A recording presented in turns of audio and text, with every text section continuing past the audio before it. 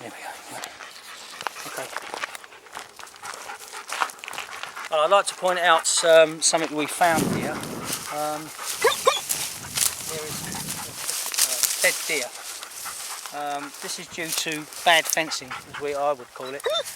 The animals clearly got snagged up on some mesh wiring.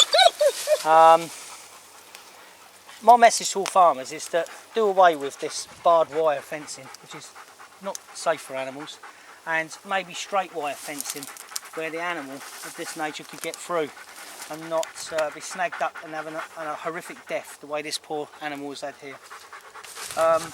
It's not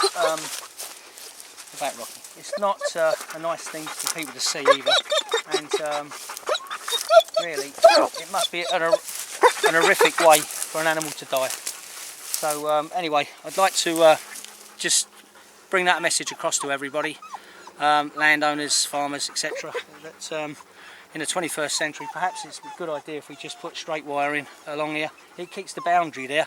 Probably cheaper than running mesh wiring anyway, and far more environmentally friendly, in my book anyway.